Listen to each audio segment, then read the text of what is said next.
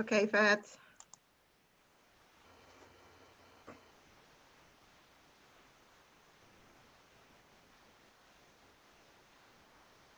Welcome to Heart and Soul with Claudette St. Rose. This is our first show, and I'm just so excited to be here. Thank you for joining me, Fats. Thanks for having me. It's just wonderful to have you. I mean, I'm excited to be here. The first show, I waited for this for so long. We were going to do this last week, and we couldn't do it last week, but we're here. Yes, we are. We're here. Thank you. For those who don't know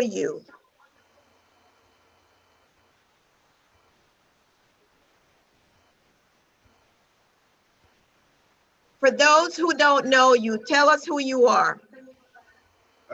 Well, in my neighborhood, I'm just regular old Fats, Will Bolden. Uh, Musically, B Fats, DJ B Fats, old school recording artist B Fats. But around the hood, I'm just regular old Will Bolden, person who's working in my community to try to make some changes and just trying to do things that will better my community at this moment.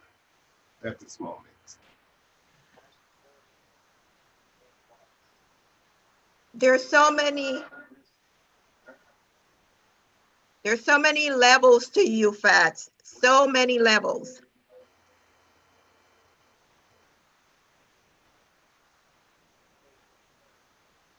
Trying to wait for a response. It's such a delay. I'm trying to get used to it.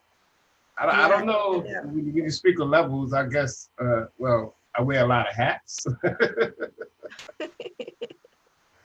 Yeah, I do wear a lot of hats. But I'm okay with it. You know, God strengthens me to be able to wear my hats proudly, you know. I know. You do. Tell me about your family.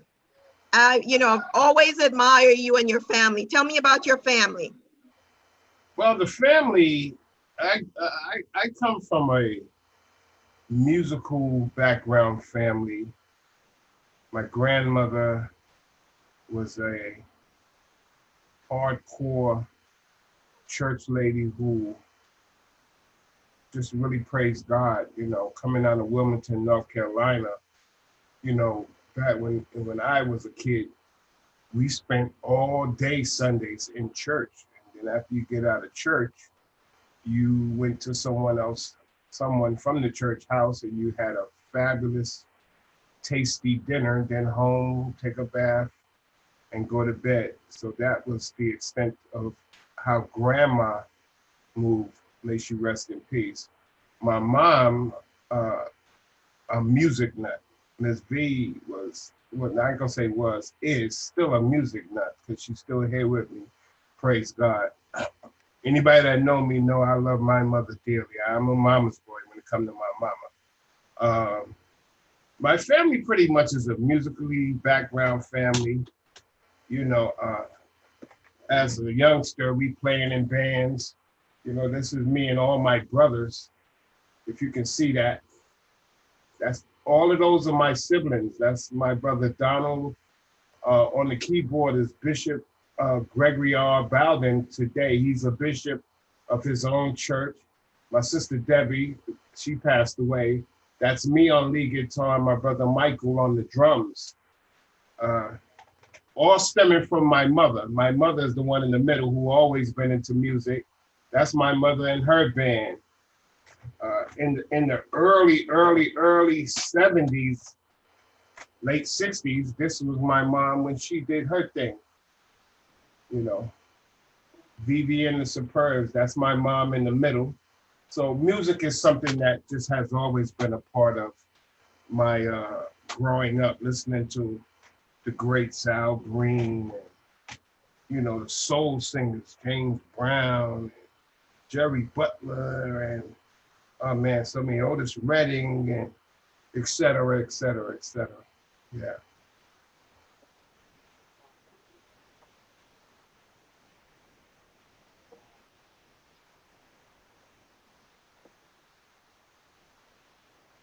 You know, the soul singers, James Brown, Jerry Butler, and some of those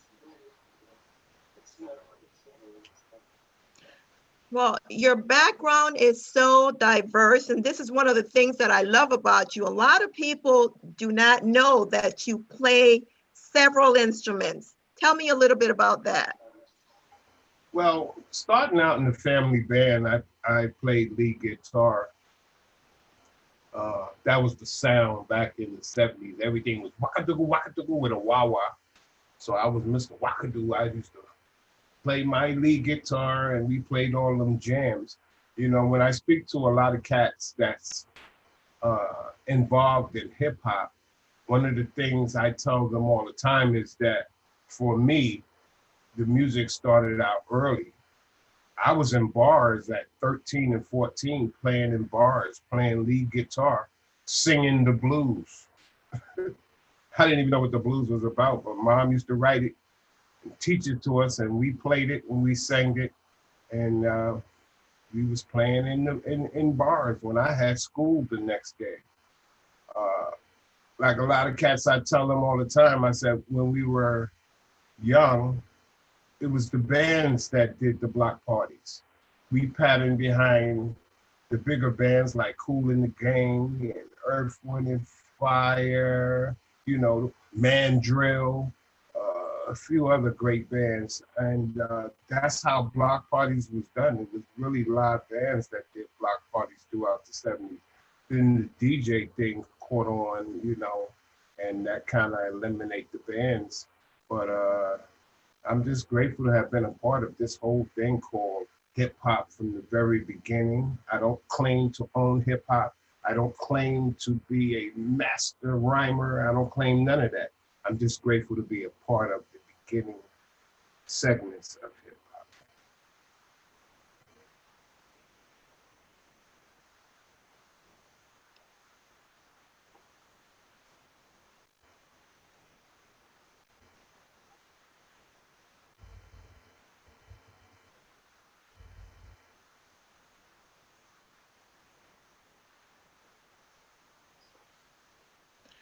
Well, here's another thing. Tell me about the record that you made. I wish I could do the dance. Tell us a little bit about that. You talk about the WAP. That was my first What? the WAP dance. I did that on their Spring Records. I believe that was 83 or 84. We dropped that WAP record. Let me see. I think I have one. I think I have the single somewhere over here. I thought I had it. Anyways, yeah, the WAP was one of those singles that I wrote the WAP on my job, to be honest with you. I was working at a Martin Motors on 50th Street and 11th Avenue. And all during my lunch breaks and stuff, I would write. I wasn't a great writer. I wish I could have written faster. I probably would have more records. But I wrote the WAP on my job, and I did that on the Spring Posse Records. And it took off. I'll be honest with you. I never expect to get the love that my I like to call them my supporters gave me. But you know, it was one of those records that just really surged. The DJs loved it. It was clean, nothing disrespectful about it. It was just about having fun. As we moved on from the WAP, I did an album with I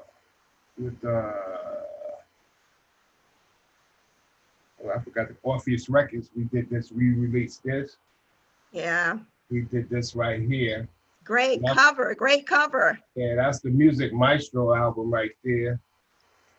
And that's right, like, that's what I'm talking about. And that was like in 85, 86, I think I dropped that. And then we're going to do the thing we did, the Rooftop. I used to have the Rooftop record label along with Gus. I was the blessed to be a part of the production staff over there at Rooftop, you know, and God rest his soul, Mr. Magic was one of our mentors back in the days who gave That's us awesome. that radio blend and featured me on his Mr. Magic Rap Attack album. That's me right here. Yeah.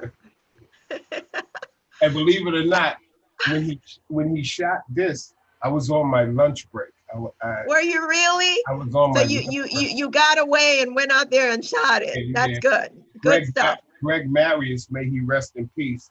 May his soul rest in peace. CEO of the Rucker Games.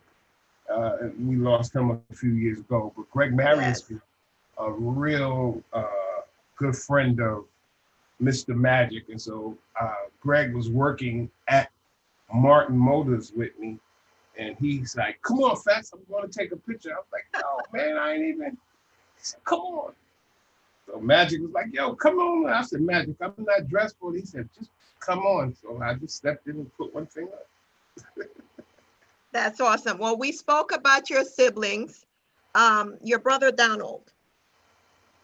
Donald D. Yeah, Donald D. Donald D is, oh, man.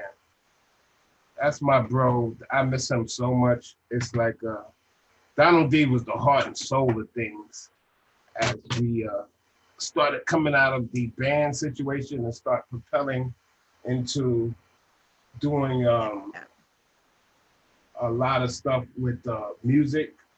Donald was the one that took SWV.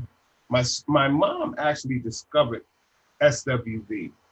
Oh, wow. That's awesome. I did a few recordings with them in the house, right behind the back of the door. I used to have a little studio set up, and Coco and them used to come, and we used to just record. Then my brother Donald took it to a professional level, and they got their deal of what my brother Donald did with them. But Donald was responsible for a few acts like Mariah. What's up? I can't think of her name. A singer? Yeah, she's a singer. She a big song called "Go Outside in the Rain." That's when we know the song. I don't know the name of the singer. We was with Apollo. We was with the Apollo record label at that time. Mr. Sutton was the president of the label. And Lee Simmons, few recordings on Rob Bass' first album. My brother Donald was doing it. I miss him. He was really doing it. So, there's so many different levels and parts that really make you a whole person. You're so talented. You're a musical genius. Not only that, but you're also artistic. A lot of people don't know that. And you have a killer sense of humor. That I know because I've experienced it firsthand. I want to talk a little bit about we spoke about your siblings, but I want to talk about your other gifts, because you're the real deal. You're a package deal. So we spoke about the song. I love that song, by the way, because I don't know if you saw me doing my thing. But let's speak about the DJ aspect of who Fats is, because that's also another component of who you are. Let's talk about that. The DJ aspect is just as in-depth as me playing a lead guitar. It's always about staying in tune and hitting the right notes. I take this DJ thing very, very seriously when it comes to my craft of DJing, because of the people that I DJ for. And the reason why I said because of the people that I DJ for, I want to bring forth the mindset that it's never really about beef Fats when I'm DJing. It's about the person who purchased a ticket, when got the hair and the nails done, and the gentleman got the hair cut and he put on his nice suit. My aim is to always make, or attempt to make that person have the greatest time of their life when out there on that dance floor. So I try to, I'm very observative of the dance floor. I look around, I'm looking at my age group, I'm looking at what time of the night we at.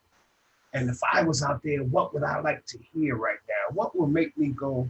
Because, I tell people all the time, this DJ thing has steps to it. It's like an opening, then there's the next level, then there's hit the dance floor, then there's turn up, then there's go home. Let me explain. Right. The opening, when the place, say the party start at 9 o'clock, people Right. are coming through the door. You shouldn't be going boom, bow, bow, bow with the music. It should be one of the things where I'm okay, I'm gonna speak for me, where if I just got you coming in and you look and you go, hey, fat, and then you nod your head a little bit, and Just then you feeling get the your music. table. Yeah, my thing is to relax you during that beginning phase, And once we get a majority of the people in the building, 9 times out of 10 for the events I do, there's a buffet involved or something. So, for that first maybe hour and a half, I'm okay with you just sitting down doing like this. Hitting the bar, getting a little drink. Then after people eat, then you turn it up a little bit where you get them nice and on the dance floor, getting a two-step. Then you got to sneak it up another notch, and now we partying, you know what I mean? Then sneak it up another notch. Now it's on and popping. And then you got to know how to give them a break too, where you pull it down a minute, let people reset, because we are over 50. I know we are, but not only that, one of the things that I love about when you play music, see, a lot of people DJ, but you have to know your crowd, and not only that, but your transitions are always flawless. Not everybody does that. Sometimes it's a little jerky for some people, but you've been doing this for so long and you know your audience and you know how to smoothly transition to another type of music or whatever it is. And this only comes with experience. This comes with experience, and this also shows that you love what you do. Absolutely. And I thank you for that. Yeah, transition is very important, and timing. It's like a good comedian. It's like a good comedian, knowing how to let a joke go and how the punchline. It's all about the punchline. Yeah, you setting them up that punchline. Yeah, that's what that DJ thing has attached to it. It's that punchline, Now, you, again, that's another layer of who Fats is. Now, a lot of people don't know that you also, are involved in graphic design. I've seen some amazing things that you've done. I'm still waiting for my Believe in Yourself. That's another aspect of who I am. Still waiting for you to design something fancy. I know that's going to come one day. I'm not even worried about that. But you have an eye, and this is what shows how the artistic side of you really takes over when it does, because you sort of seize the moment, and whatever is happening, you are looking and you know how to incorporate yourself and do what you need to do. Not everybody can do that. Some people just lay down and die. There is something to be said about that. Wow. Well, the graphic part of who I am stems from the music. Once again, the music is the base to a lot of things for me. Keep speaking on me. It's like, right. One of the things I try to do is I try to think ahead. So I say to myself, what do you set up for yourself when you're not DJ? What can you set up for yourself when, for example, when this pandemic hit and all the clubs closed? Great example. Use that. Great example. When the pandemic hit and the clubs and the bars closed, I lost a lot of gigs. that I had on my calendar a year earlier to this, because believe it or not, I get booked real fast for next year. I believe that. I do believe You that. know, I do and believe that. so like a lot of my stuff went down with this pandemic. My lobster fees, a lot of few things, like 4 getaway great events that went down. And I'm grateful that I took the time to teach myself another skill or to involve myself in another skill, because the music has always had a graphic attitude attached to it. If you look Right. at the early points of hip hop, the spray painting on the trains, Right. the spray painting on the walls, better known to the world as graffiti. Graffiti. Right. That's the graphics of the music that the hood brought forth, known as hip hop. Right. So I've always been inspired by great artists who did that graphic. I wish I was able to be as great with that spray paint can. I think that is so I know. awesome. I just loved it. I just love seeing it. I'm not, that is not something that I know that I could do, because I don't have that side of me.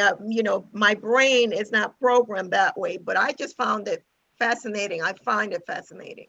Yeah, I love graphics. So, and it's starting to pay off now. It took years to develop and to gain a perspective for it. 'Cause when you first start doing graphics, you're pretty much all over the place with it. Right. But as you start to understand what people might be open to as far as wearing on their chest or wearing on the top of their head, you learn how to apply these things, the correct way. Let me put it like that. Right. There was a time when I was maybe too dominant with the graphics. So I had to pull it back and had to say, okay, now as a man over 50, how would I want someone to see me when I do wear my graphics? So once I was able to make that adjustment, I found myself growing a lot. I found that people over 40, they kind of like the more polished corporate. Then there are some of them that like that gritty, graffiti type of look, but the majority likes that polished look. Yeah. Right. So speaking about graphics, tell me about Tagger Bags. Tell me about that, because that's also, it's incorporated in what you do. Tell us about that. Tagger Bag Prints is a company that came to pass with an idea that was shared to me by Michelle Parks. I don't know if you remember Michelle Parks. I used to date Michelle Parks. And yeah, I remember Michelle, yes. She was very adamant about this bag thing. It's, like the pinky and the brains of a situation. So as she brought it to the table, I was the one to actually bring it to life. I taught myself the graphics. I taught myself how to apply the graphics to the bag. Michelle was a great saleswoman. And one thing about Michelle, she was able to move products well. So, as she ventured off pretty much, and she has her own thing called Signature Bags, I continued with Tagger Bags.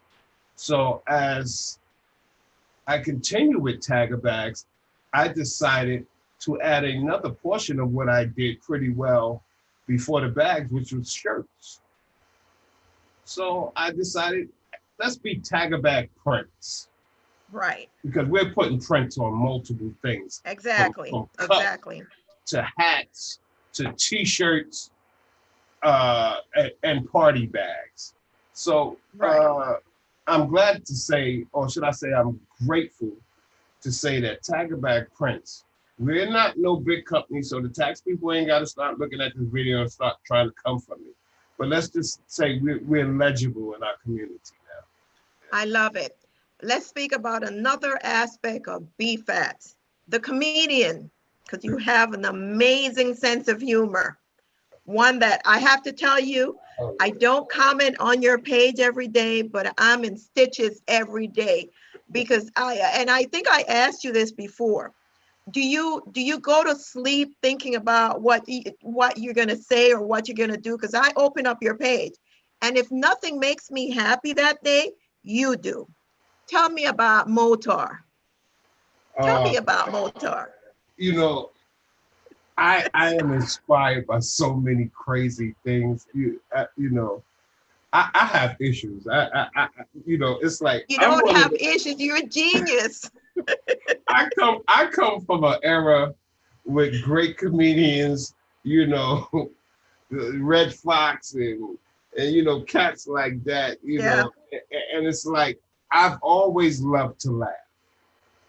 Laughter has always been one of my greatest moments spent during the day, getting a good laugh.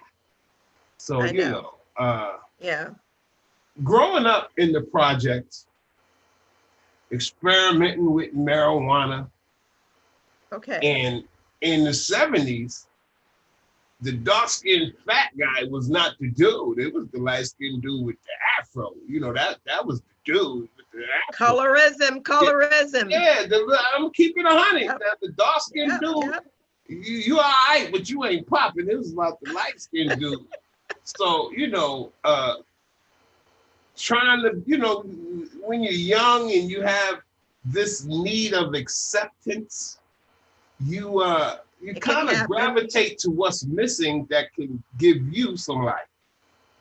So snapping, that's what we called it back in the day. Snapping was an event that happened on the block pretty much nightly. Once a few of us gathered together, me, Mike G, Al B, better known as the Sapphire Crew, Donald D, man, Lonnie K, these cats here, I'm talking about, I grew up with some cats that should have been some real, seriously, genuine movie stars. Because these cats was hilarious. And still today, when I go on 144th Street between 7th and 8th, during a certain time of day, it's on and popping. It's on and popping. It's just awesome. We're going to speak about now the Fats the Inspirer, because you inspire people. There's a quote that you put up that really caught my attention, and I copied it and I read it to myself and I said it, and I'm going to say it again, and I want you to explain that, and then we're going to move on to something else. Your quote said, "Dear Black men, stop mean mugging a brother when you walk past. Speak to him, shake his hand, and ask if he's okay. Break the cycle." Yeah, I remember that. That post for me, I saw that post and I actually shared that from someone else. But it hit me deep in my soul, because growing up in Wilmington, North Carolina, for people that know about the South in the 70s and the early 80s, people spoke to everybody in the South. Hey, Mrs. Dawn. Hey, Mrs. Dawn. Right. Hey. That's just a Southern way. So, you know,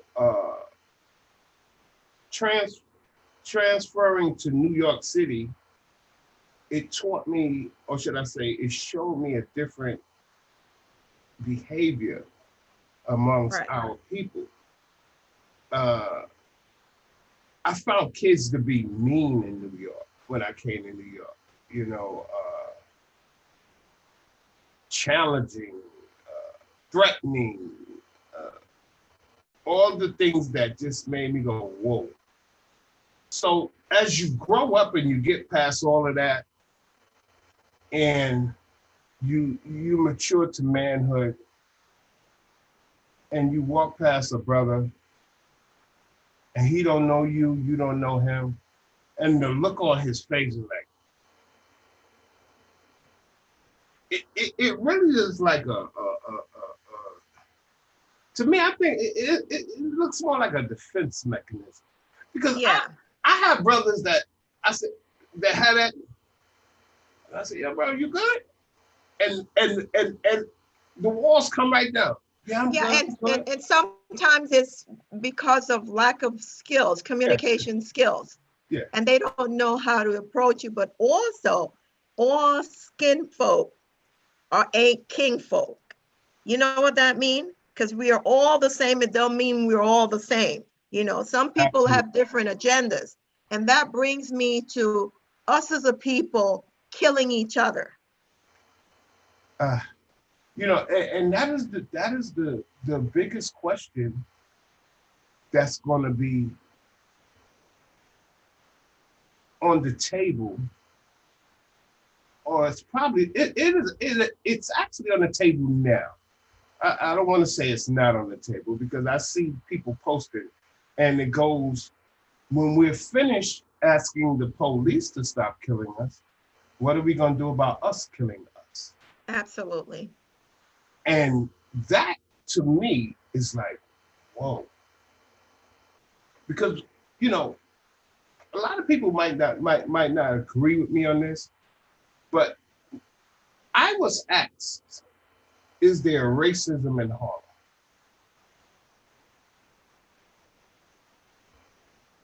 Of course I said yes, there's racism in Harlem. And I kind of left it like that with that specific person because I don't know you. I'm just going to Right. answer your question. But Right. as I had to look deeper about the question that was asked of me, the sad part is the racism in Harlem is deeper amongst our own skin color. Absolutely. I just told you, not all Nothing, skin folk nothing are against kinfolk. my African community, but there's a lot of Africans that has moved into Harlem. Right. Most of them will not speak to the American Black man. Most of the African women will not have anything to say to the American Black man. But they want the American Black dollar as they open their stores and as they open the T-shirt businesses. Because I'm watching what they're controlling. They just took the whole business from the Spanish people when it came to cabs. And don't get me wrong, I'm not judging. I want to be real clear. I'm observing my surroundings. So as I observe my surroundings, and me, for instance, as I do shirts, and there's so many African-owned shirt businesses within a block or two of me, and I go to them and I say, hey, brother, listen, how about if I'm doing 10 or 15 pieces from you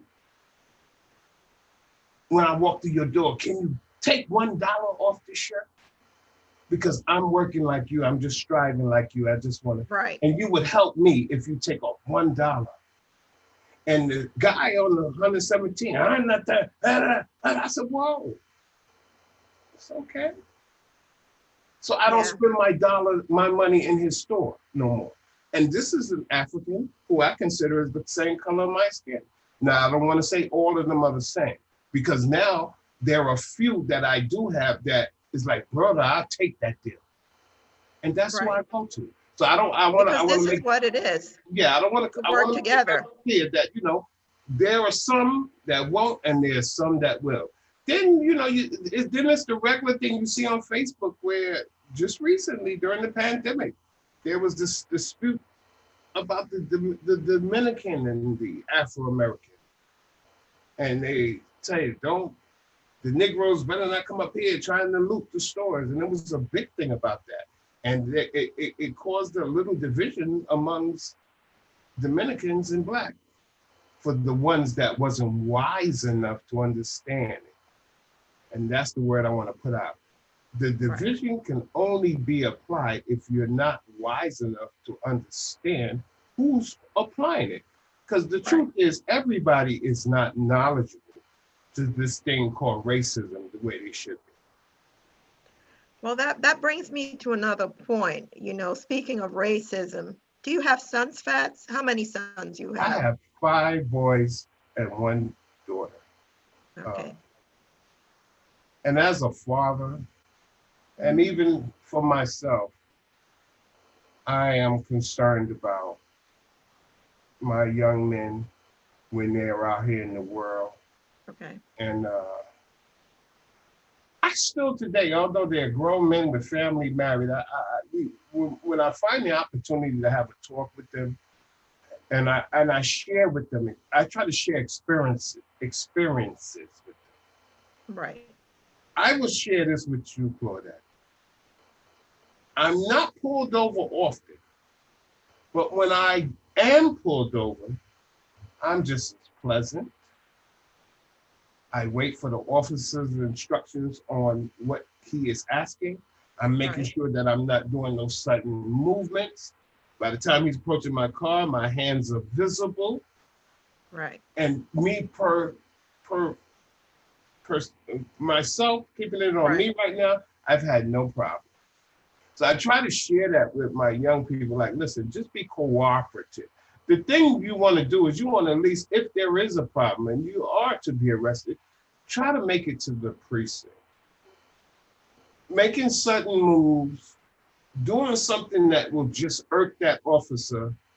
And I'm not trying to say that because you are in control of yourself that something can't go wrong still. I'm just saying try not to apply any additional behaviors that can cause something to go wrong. You know, like sudden movements or too hard with the mouth, running your mouth. I'm gonna leave that You alone know, because that it's can get funny. it's just hard bringing justice to a system that has long been unjust to us. It's hard. It's really hard. And when you try to balance and figure out, well, where do I fit in? Black Lives Matter, and Black Lives Matter means, it doesn't mean that white lives does not matter. It means that we matter as much and in the same concept.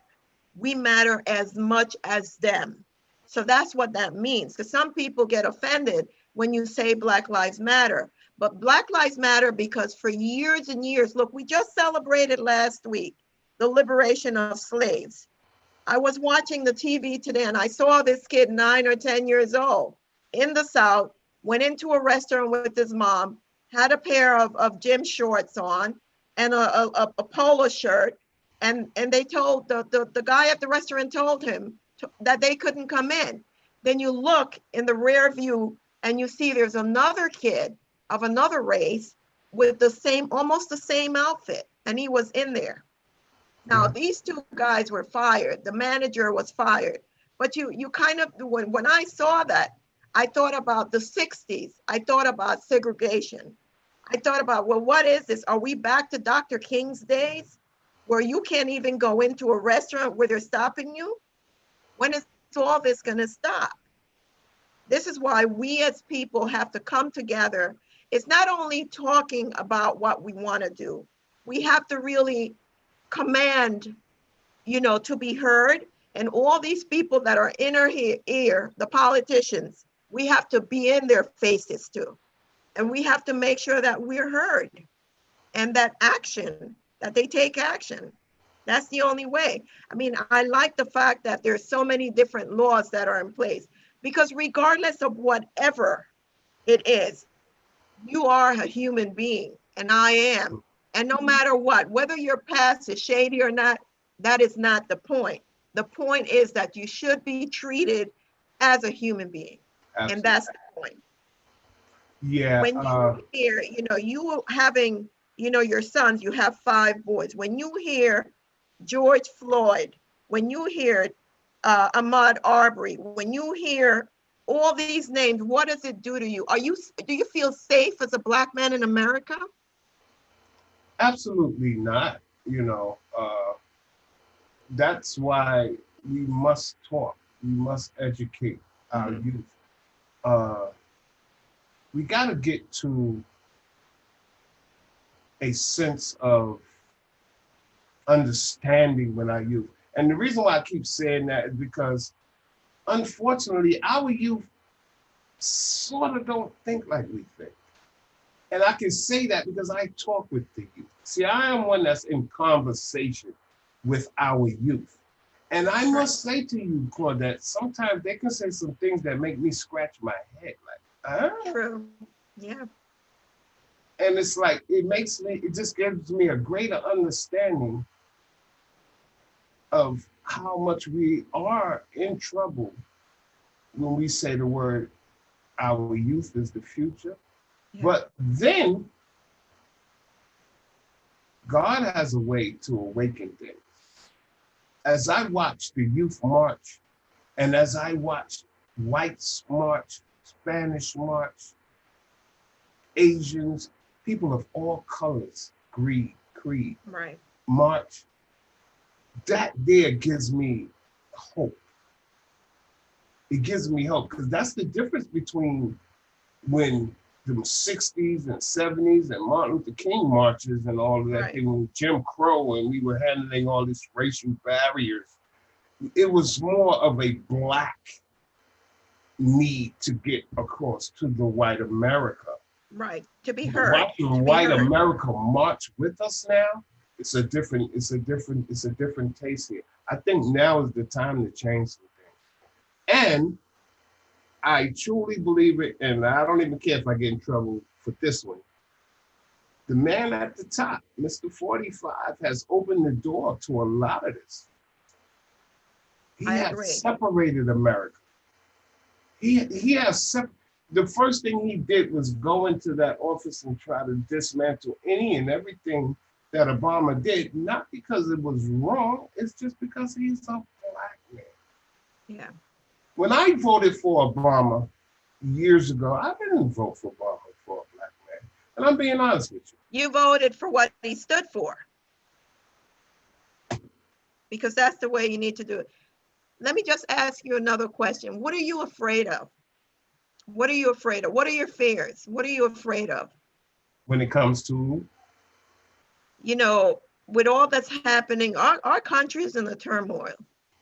You know, I go to bed every day and you think about, well, what tomorrow is going to bring? What next?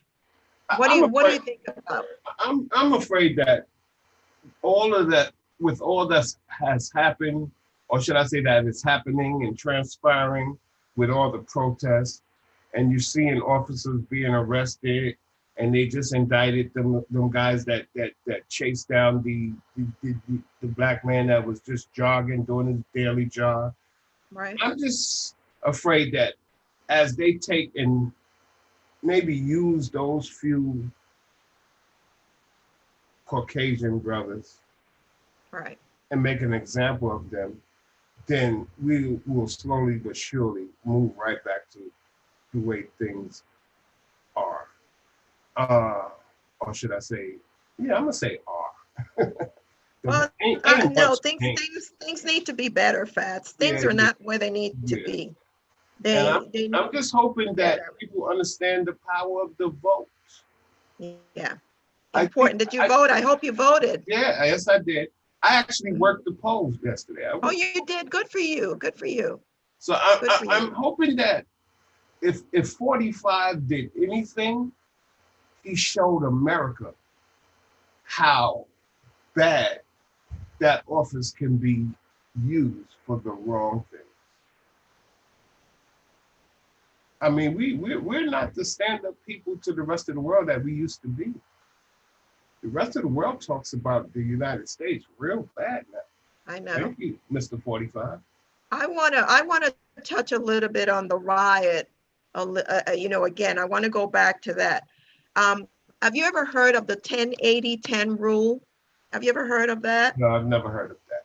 So the 10-80-10 rule is that 10% of people are going to be there to kind of disrupt things. That's their purpose. Okay. To be there to cause commotion and just, they're not really, the main objective is not what they're there for. They're there to cause chaos and make things worse. Like those people that were breaking into stores, and you know, that's their objective. And then those are the bottom people. Those are the bottom feeders. This is what they do, cause commotion and all this. And then the 10%, the top 10%, These are people that they're going to see what's happening and they want to fix it. They want to, make things right. They're working hard and they're not talking, they're doing. These are people that do things to make their community better, to make changes in their community. And then the 80%, these are people, that's the majority. These are people that are sitting on the wayside, watching where the wave goes, whether the majority goes with the 10% that is doing what they're doing, or Right. the 10% that's disrupting the community. And normally this is where the 80% sways. And the hope is that the folks that are causing all the commotion, the 10% that are being disruptive, they would lead towards the 80%, which are there to just level things off. And unfortunately, this is what happened with the riots. The 10% that were there, they weren't there for the reasons that most people were there for. They were there taking advantage of they're opportunists, just taking advantage of what was going on to really line their pockets in destruction. This is Yeah. what they were doing. Okay, I got it clear. I understand what Right? you're saying now. Wow. So, it's just interesting. I mean, you sit down and you watch and you think about all the things that are, that are happening. And, when you think about, we have to remember to find the joy and the gratitude wherever it exists. Because sometimes we just went through this virus. So many people, as you know, and I know, we've lost so many people that we know. All these DJs, all these promoters, all these people that I know. I mean, it's just, I have photos with I'm in the middle and DJ Lance is on one side and Mo Kirby is on the other side. And the only living being in the middle is me. And it's just sad because I just feel that if our people, if we were better educated and we had not only educated, but if we had what it takes to really take care of ourselves in the better way in our communities, I feel that we wouldn't have so many diseases. A lot of things would be different. So this is where it comes in for us as a people to come together as a community and really demand that our communities are reinforced and all the things that we need are there for us. Because we're going out to vote, we're going out to do all these things to make these politicians go to places where they want to be. So this should be our agenda. And I'm talking about just talking about it. I'm talking about having a plan and making it where we as a people, we can really get better health. I mean, the health situation in our communities is devastating. I was watching the news, the amount of people that we lost 121,000 people. 121,000 people. Then now the virus is spiking in Arizona, in California, in Florida. Yeah. And it's just really bad. I mean, do you think that the South, you think that they acted too quick in terms of really letting their guards down? What do you think of that? What do you think? Because they're talking about in I September really something can't is coming. say if they acted too quick. Yeah. I would say that I believe people got too comfortable with Too comfortable. the non-distancing, Yeah. got too comfortable with not wearing the mask. Right. They jumped right back into a social behavior without giving what's that 19 COVID-19 the respect that they should be giving it. Just Father's Day in Harlem. Did you see the pictures? I saw the What picture. happened in Harlem? I gave an event, and we pretty much pushed it all day, 6 feet back, social distancing. We even marked out on the ground where each chair should be, and we measured it. And thanks to the people who listen, I have to say that, we were able to have a nice event and everybody got out of there, hopefully without getting sick. Then I packed that event down and I'm going to take the grill back and I make a left turn on 143rd and 8th Avenue. You would have thought it was a protest. I saw that on the TV. I saw that on the It took TV, me and 25 to 30 minutes to get 2 blocks. And it made me understand just how quickly people can forget. Or should I say just shunt it. the problem I think with this, with the coronavirus, I think is because people can't see it, they don't believe it. But I am standing here and I'm here to tell you that I had 8 family members, 8, not 2, not 1, in a host, the house. Everybody had the virus and they survived it. So, it's there and it's not going anywhere. Things are not going to go back to how it used to be. And this is where we as a society and as people, we have to make the necessary adjustments. You have to take care of self. If the and by you protecting yourself is really showing respect to the other person. It's telling the other person, I care about you. Yeah. You not wearing a mask is telling me you don't really care what happens to me. I mean, there's a lot of people that are asymptomatic and they are carriers, but they don't have any symptoms. I've had the test twice and I've tested negative. I've had it twice because they don't know what it is. And because they don't know what it is, they don't know that, I can be talking to you right now and tomorrow I could wake up and have it. You don't know how it's traveling. You don't know how you get it. So it doesn't hurt to get tested. I agree with you 100%. I've been tested as well. And after having the test, it made me more concerned about not having it since I tested negative for it. That mask, we must continue to wear that mask. I can't overemphasize how important it is for all of us, especially people that's up in age or you have a underlying health condition. You got to keep that mask on. I was asked to do an event on Wednesdays, and they do a really great social distance event. But for me, I'm just not ready to do it every Wednesday like You that. have to be ready. Yeah. You have to be ready to do it. Yeah. You have to be ready. If you're not, you shouldn't subject yourself to doing that. I put out a saying when this thing started, and it said, "Home is where the safe is."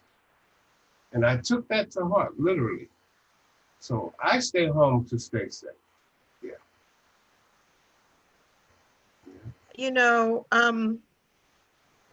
What would you like to see different?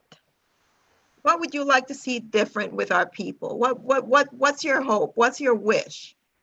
What would you like to see different?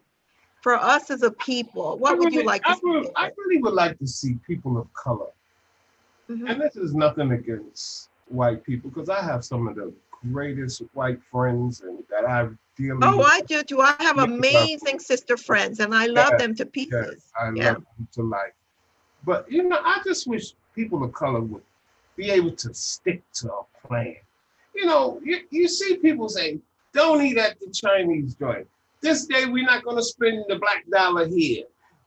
Buy black. Boycott this. We're not going to watch this.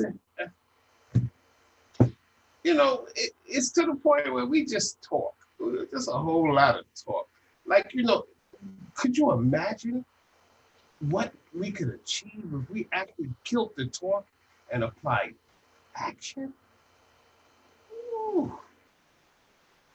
I love what they're doing, but let's keep it real. Soon as them Chinese ladies start opening up them little nail spots, our sisters gonna be right there getting their nails pasted on and their eyebrows cut, and the things put on their eyes where it's so long it's like a fan. You can feel it breathe every time she blink. You understand? And we're gonna be right in the Chinese store. Let me get 4 chicken wings, fried rice, and make sure you put some duck sauce. You have a birthday coming up, Fats. September. Yes. We were gonna rock out that birthday party, but you know what? It's all good, because the most important thing is that with God's help, you're going to see that, and it's a big one. That's my You're 60. turning the big 6-0. Big 6-0. Yeah. How do you feel? I had the place all paid for, like 80% paid for. I was getting ready to go to ticket distribution, and the COVID hit. But you know what? Like you said, I lost so many good people uh, since this virus. And one thing, if you have any understanding of how God works and you have some gratitude in your heart, you learn to just be grateful for the moment. I can't even say for the day, because Living in the moment. I can get off this thing with you and just like that, I'm gone. You understand what I'm saying? So you gotta be grateful for the moment. Like I told a lot of people, say, "What you gonna do? What you gonna do? What you gonna do?" I said, "Well, if it is God's will, I'm sure He'll make it worth my while." And I'm gonna leave it right there until God allows me to know His next move. Because right now, I just put it in His hands. And that's all we can do.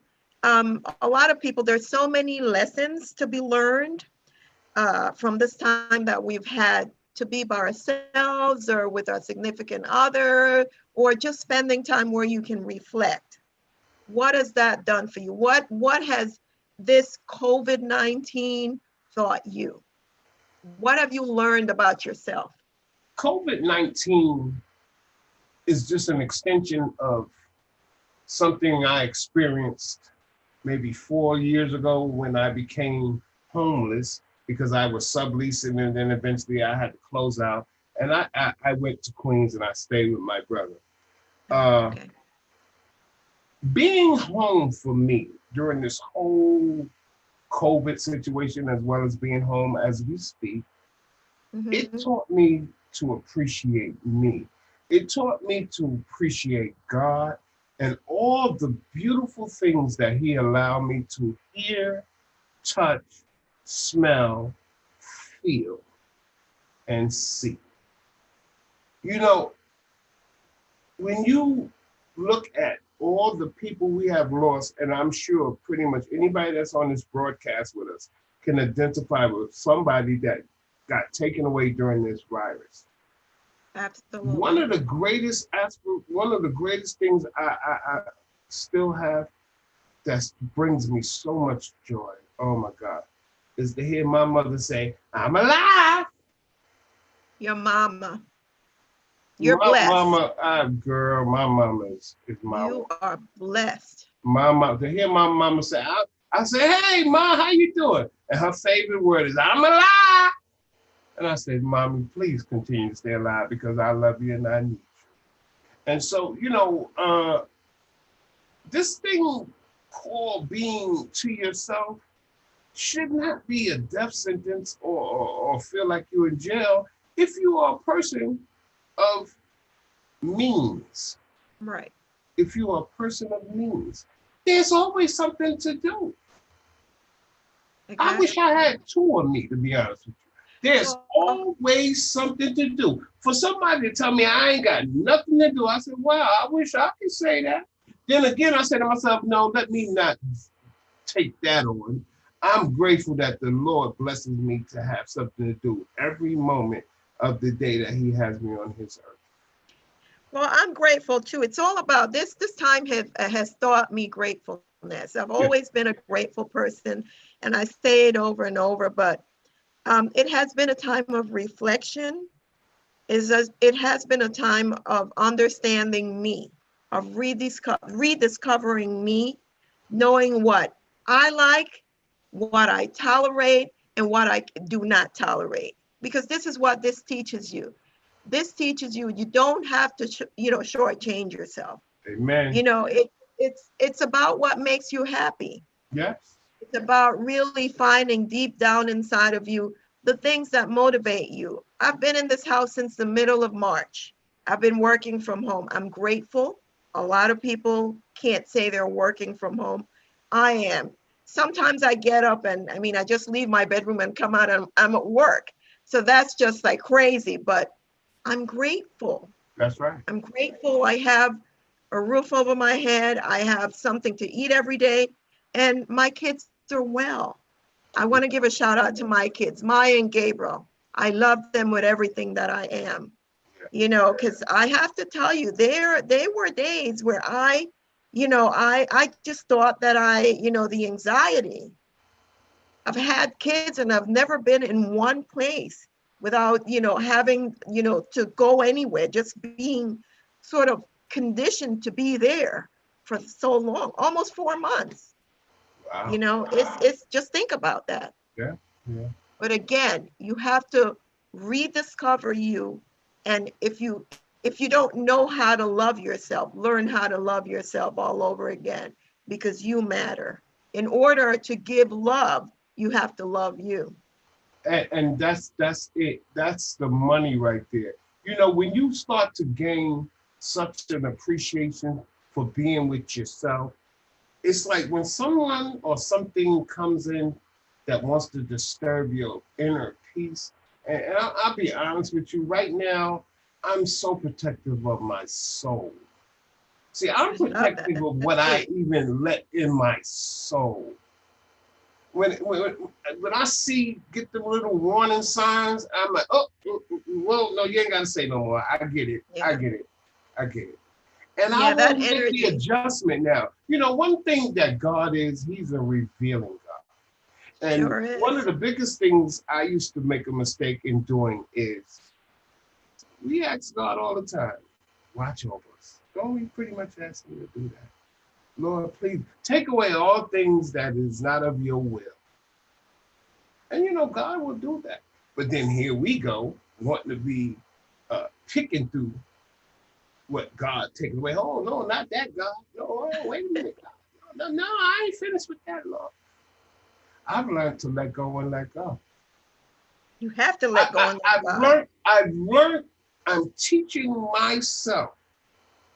I'm teaching myself to be okay with whatever it is that God allows me to have or not.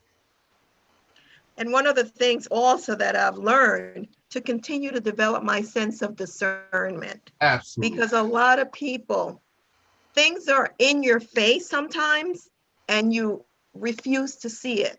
Yeah. So, you ask God for things, we ask for things, and sometimes it's right there and you still don't see it. Yeah. So one of the things that I always pray for is for discernment, to continue to make sure that I see what has been brought to me. I totally agree with everything you just said. He's good. He's good. Fats, tell people how they can find you. Tell people how, how I know there's several ways that they can find you. Tell them. Well, pretty much DJ B Fats on Facebook. Uh, one of my babies that I'm loving right now is my Harlem Happening page. What a Oh, powerful okay. page. This page is turning into something that's really awesome. I love that. It's growing. I'm on that page That too. It's page, growing. that page is soon to be 12,000 strong, and that's in less than a year. Uh, the I speak of it, the powerfulness of it, because of the information that my members are applying to the page. Right. I don't tolerate nonsense. We have the right to agree to disagree. That's right. But my members have now taken on a behavior on the page that is now becoming a blessing to others on the page. That's and I've loved awesome. it. Then there's my other page called I'm Missing You. That's the page with all our loved ones that has been called on to God. I have So my father and my mother on there. yeah, I saw that. Thank you. Yeah. And so I try to keep that page real serene. Then there's Taggerback Prints. That's where all my products is, the graphics, the shirts, the people that love our products. I tell people all the time, Taggerback is really one of my favorite things to do. Like I tell you, it's always something for me to do. If I ain't DJing, I'm making shirts. If I ain't making shirts, I'm pretty much dealing with my mom. You understand what I'm saying? And I am not going to complain about any none of the things that God has blessed me to be involved with at this time of my life.